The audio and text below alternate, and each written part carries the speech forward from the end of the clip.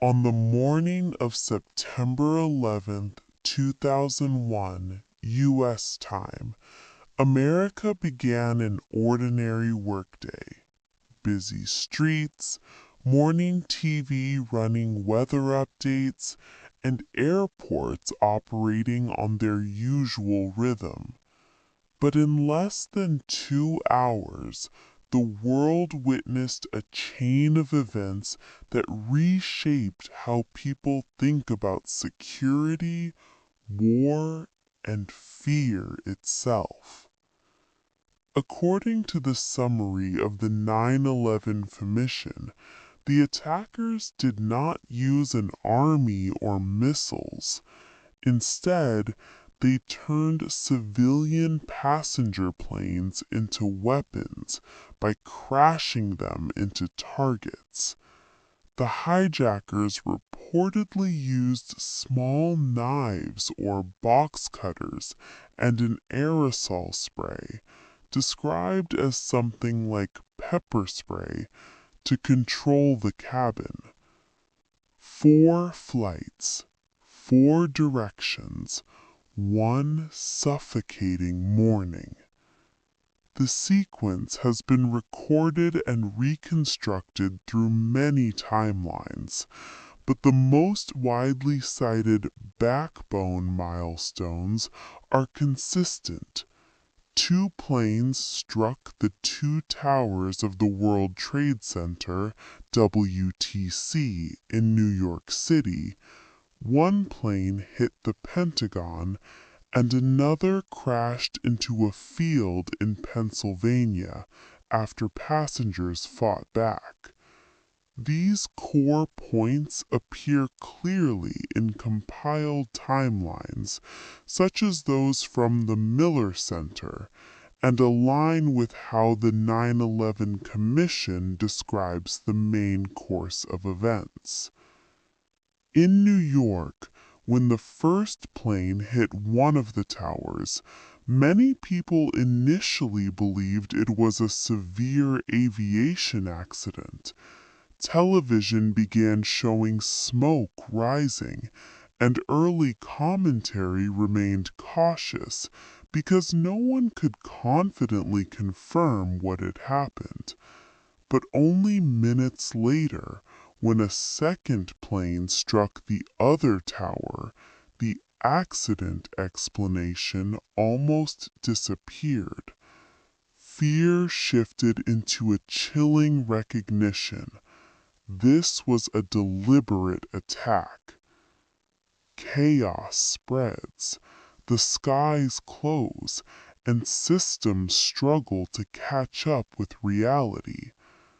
The 9/11 Commission notes that the context beforehand matters in understanding why the early response felt both slow and confused. The summer of 2001 has been described as the summer of threat warnings, with various signals about danger and mentions of possible hijackings overseas.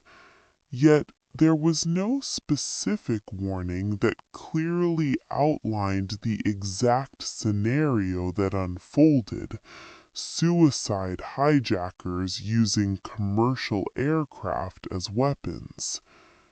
As news spread, civilian and military agencies had to race minute by minute to keep up with what had happened.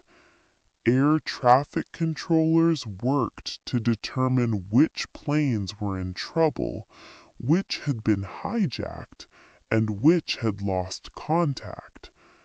Air defense units faced an extremely rare challenge: a threat coming from civilian aircraft flying inside domestic airspace. What the public saw on TV was smoke, sirens, evacuations, and stunned silence. Behind the scenes was an overwhelmed information network, where every passing minute forced decisions with immense consequences. Two collapses that shocked the world and the questions that remained. That morning, both towers collapsed after burning for a period of time. Years later, NIST, the U.S. National Institute of Standards and Technology, published technical findings. NIST did not claim that the steel melted from the fire. Instead, it emphasized a mechanism of structural weakening, the impact damage, fireproofing being dislodged, and heat reducing the strength of steel, leading to a progressive collapse. But on 9/11 itself, while everything was still unfolding, early information was often inconsistent. Numbers changed repeatedly, and videos spread with many angles and many different accounts. That initial fog of uncertainty created something psychologically understandable. The less certain the facts felt, the more people clung to theories, unanswered questions, and details that seemed unusual. That is why, after 9/11, alongside official investigative records, American society also experienced a long-running debate over the strange points and perceived anomalies within the events of that day.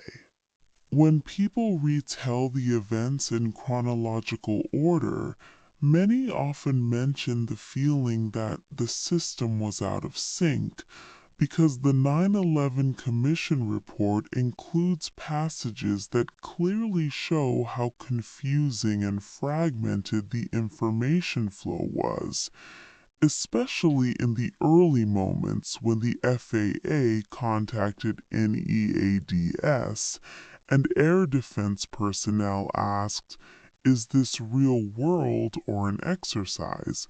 before being told it was not a drill. Placed next to the reality that at 8:46 a.m. a flight had already struck the North Tower, this detail can feel unsettling to viewers. F-15s were ordered to launch from Otis, yet the pilots reportedly still did not have clear direction on where to go, and radar tracking became more difficult once transponders were turned off, forcing controllers to search for primary radar returns. This is one reason audiences ask, if fighter jets were in the air, why couldn't they intervene in time? Then, at 9:03 a.m., a second flight struck the South Tower, and from that moment much of the world immediately understood this was a deliberate, coordinated attack. Yet at the level of national command, the 9/11 Commission also recorded that multiple agencies in Washington learned key developments through television, and that information about aircraft being hijacked was not consistently or fully relayed to every relevant channel before the first impact. After that, at 9:25 a.m., the FAA issued a nationwide ground stop, and at 9:37:46 a.m., a flight hit the Pentagon. The 9/11 Commission also stated it found no evidence that the National Security Council video conference at that time had accurate, specific information that this particular flight was hijacked and heading straight for Washington before the moment it struck. These kinds of information gaps are exactly what many people describe as unusual, but when later military summaries are consulted, they often portray that morning as a situation with multiple broken threads, many disconnected leads, calls not fully recorded, and units that were simultaneously engaged in the Vigilant Guardian exercise while having to switch to a real-world emergency within seconds. In that framing, the problem is not choosing not to respond, but trying to respond inside unprecedented noise and confusion. Then, at 9:03 a.m., the flight in Pennsylvania crashed, and the 9/11 Commission emphasized that by the time the military had a clear understanding of it, it was already too late. Another odd point for some, because earlier public discussions circulated incorrect timelines about warnings and whether it could have been stopped. In New York, the most debated topic is the way the Twin Towers collapsed and how fast and straight it can appear on video. Later, NIST responded directly to common misunderstandings by explaining it did not conclude that steel melted, but that fire conditions can reduce steel's strength and, combined with impact damage, can lead to a progressive collapse mechanism. WTC-7 is mentioned even more often because it was not directly struck by a plane, prompting the question, why did it still collapse? NIST concluded that prolonged fires led to thermal expansion and deformation of structural elements, damaging connections and destabilizing a key load-bearing column, which then triggered a cascading failure. It also published more accessible explanations emphasizing thermal expansion as a critical factor in that case.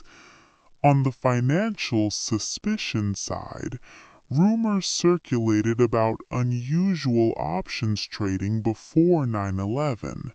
In response, the SEC investigated and stated it found no evidence that anyone profited based on foreknowledge, even though some academic studies analyzing options data have noted certain unusual statistical patterns, while also recognizing that statistical anomalies do not automatically equal legal proof of prior knowledge.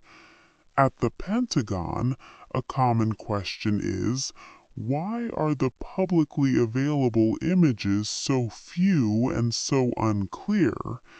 This is often explained in terms of security camera angles, frame rate, and distance. The FBI's vault has preserved various security and aftermath videos, but many clips mainly show smoke and the scene afterward, so the decisive moment is not presented with documentary-like clarity. Finally, there is a long-running political line of suspicion involving individuals alleged to have provided logistical help to some of the hijackers. In civil lawsuits spanning many years, declassified or court-released materials sometimes reappear, including media reporting about a 1999 video linked to Omar al-Bayoumi and debates about the extent of his involvement. Saudi officials and the individuals named have denied wrongdoing, and the 9/11 Commission's final report stated it did not find sufficiently reliable evidence to conclude that the Saudi government knowingly supported the plot. As a result, The suspicious feeling here often comes from the public sense that some links were never fully explained to everyone's satisfaction, while official conclusions frequently end at insufficient evidence, which is one reason the debate continues. If we rewind the timeline to before the morning of 9/11, the most frequently mentioned unusual point is not a single detail, but rather the feeling that many puzzle pieces had appeared over time, yet were not connected quickly enough to form a complete picture. The 9/11 Commission report describes 2001 as a summer of threat warnings, meaning there was a lot of intelligence pointing generally to the risk of an attack, but it lacked specific details, time, place, and method needed for domestic agencies to shift into the right defensive posture in a targeted way. One example that is often brought up is the President's Daily Brief, PDB, from August 6, 2001, titled Bin Laden Determined to Strike in the U.S. A widely quoted line notes that there were suspicious activity patterns in the United States consistent with preparations for hijackings. This is not proof that anyone knew the exact date of 9/11, but it still raises a common public question.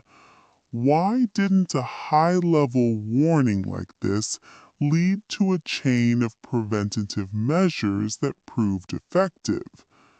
Declassified material released by the National Security Archive shows that this brief emphasized broad risk and scattered indicators rather than a detailed, specific scenario.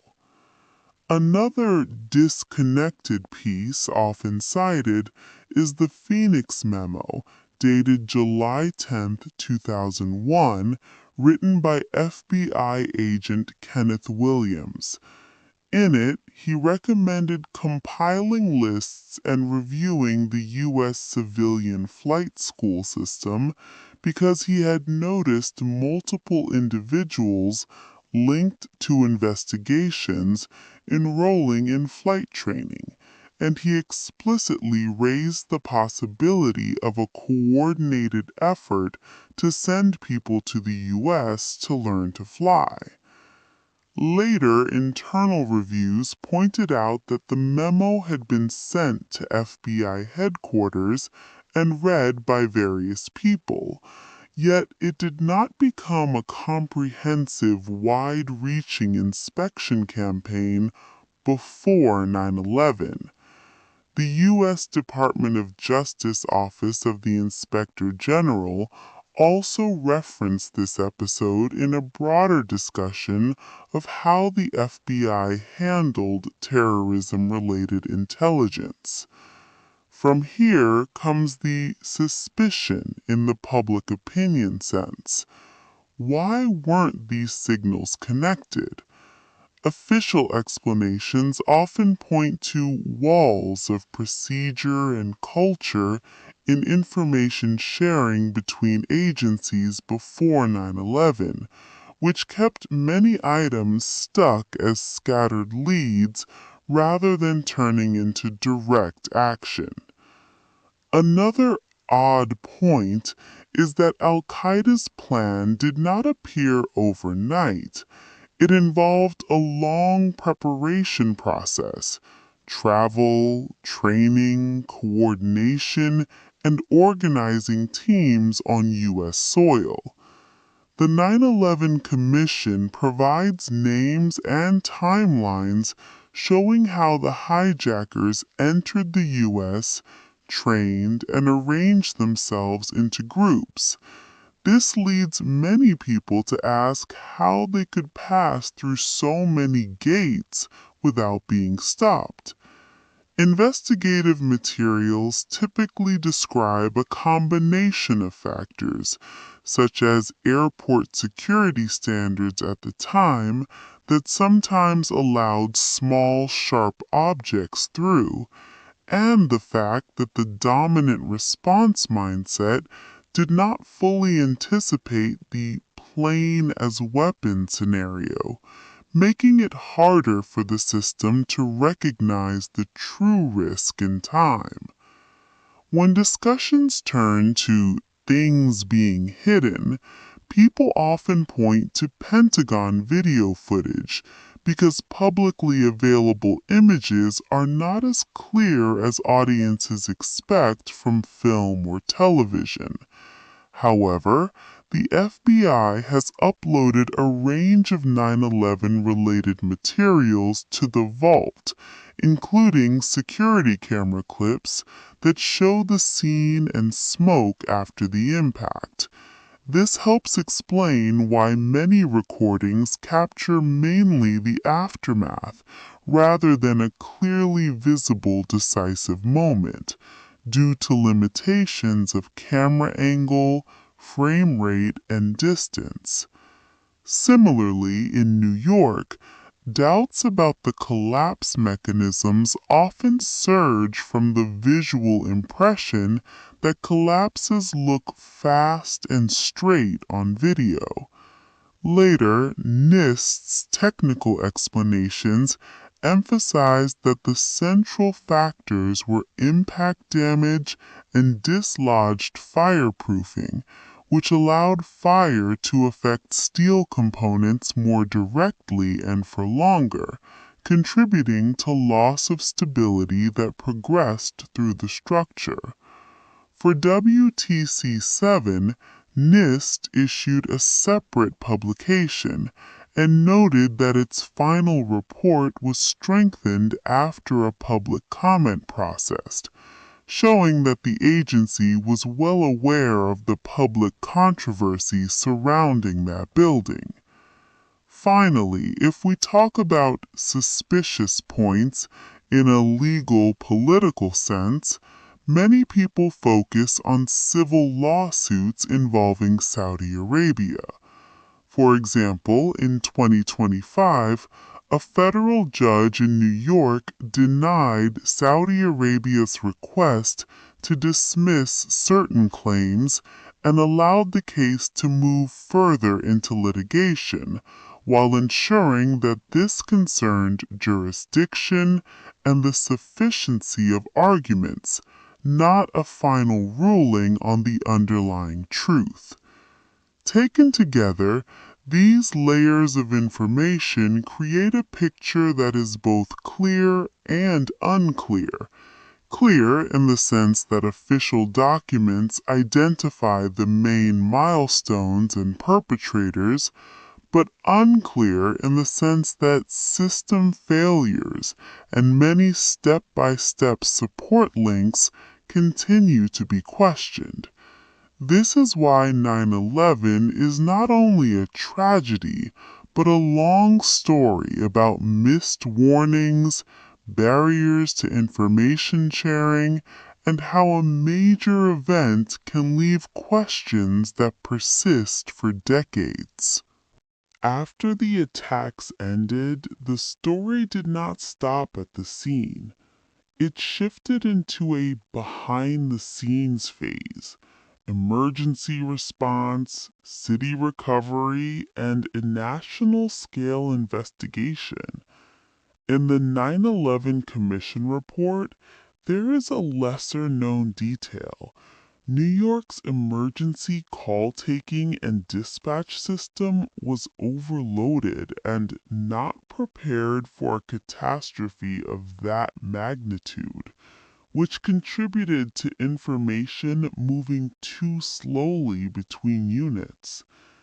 To an outside viewer, this can feel hard to believe that in a modern, technology-driven era, so many calls were dropped and so many instructions did not reach the right place at the right time. But when you read closely, it becomes a lesson about how even advanced infrastructure can be pushed beyond its limits by an event that exceeds every planning scenario. At the same time, debates over physical evidence began very early. Some people argued that the site was cleared too quickly, risking the loss of important traces. Official accounts respond that the top priority at that moment was rescue operations and securing the area, and that removing debris was unavoidable for safety and access. NIST also acknowledged that the collapses destroyed nearly all physical evidence, leaving only certain large steel pieces and mechanical components. That meant technical investigators had to rely heavily on documents, photographs, video, eyewitness accounts, and whatever limited material samples could be recovered. This issue even appeared in U.S. congressional legislative records connected to the National Construction Safety Team Act, where a blunt institutional problem was raised. Technical teams did not have clear authority to hold steel once it left the site, creating a risk that some key pieces could be lost during scrap collection and recycling. For many people, that sounds unusual, but it was presented as a structural gap in authority, and one of the reasons the law was later passed, giving NIST clearer investigative powers for major building failures. Another long-running point of controversy involves black box evidence. Many people ask why recorders were found in some cases but not others. The 9/11 Commission stated that among the 4 hijacked flights, the cockpit voice recorder and flight data recorder from American 11 and United 175 were not recovered, while for another flight, a cockpit voice recorder was described as the only such device to survive the impact and fire conditions. Because the available data was uneven across flights, it left gaps that made public doubt easier to grow. Then there is the Pentagon camera question. Many people say, why isn't there clear video like in movies?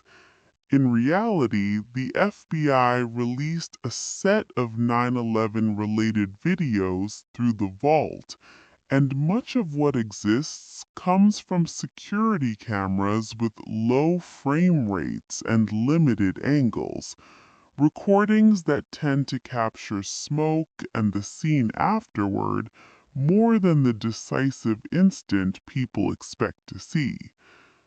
The argument here often becomes a clash between public expectations and the technical limits of camera systems at the time. On the money side, rumors about unusual trading before 9/11 circulated widely and became a particularly attention-grabbing, suspicious point. However, the SEC issued statements explaining that it began investigating on September 12, 2001, and concluded it did not find evidence that anyone traded based on advanced knowledge in order to profit from the attacks. That does not erase every doubt people might feel, but it is the official conclusion at the level of financial law enforcement. When people talk about unusual points at a strategic level, Many focus on what happened immediately afterward, the reorganization of domestic security, debates over expanded surveillance powers, the direction of the War on Terror, and how rapidly major policy decisions moved forward. The 9/11 Commission focuses primarily on causes and system failures before 9/11, but it also includes a wartime section describing immediate domestic reactions and early planning for military action, including references to Phase 2 and questions related to Iraq. Details like these can give some viewers the sense that 9/11 was not only an attack, but also a turning point after which political and security frameworks changed very quickly. And when change moves too fast, skepticism naturally rises. In that sense, many suspicious points are not a single hidden secret, but a cumulative feeling created by information gaps, incomplete evidence, and policy decisions that seem to arrive very quickly, leaving people wanting to ask again and again, what exactly happened in the minutes that were never fully captured or recorded? When the 9/11 story reaches its closing chapter, what lingers longest is not only the images of a chaotic morning, but the way an entire society tried to fully understand what happened in a short span of minutes, when events suddenly exceeded every normal scenario. Official records and the 9/11 Commission hearings note that even in the earliest calls between the FAA and Needs, someone asked, "Is this real world or an exercise?" and only then received the answer, "This is not an exercise." That small detail became a symbol of how unprepared the system was for a kind of threat it had never truly faced. From that point, many of the unusual points the public often mentions can be traced back to one core issue: broken information flow and procedures that were not designed for a scenario in which civilian aircraft could be turned into weapons. After the immediate crisis passed, debate shifted toward evidence and explanations, with a wave of doubt-driven questions. Why is some data missing? Why are certain key videos not clear like what people expect from films? Why do some technical conclusions feel difficult for non-specialists to understand? At the Pentagon, for example, the FBI's public archive, the Vault, has posted security camera footage and on-scene materials, but because these are security angles with low frame quality and limited frame rates, many clips show smoke and the scene after impact, more than the sharp, decisive moment viewers often expect. In New York, the way buildings collapsed became one of the most sensitive and controversial topics, because the TV images can create a strong impression of something very straight and very fast, which led some people toward extreme theories.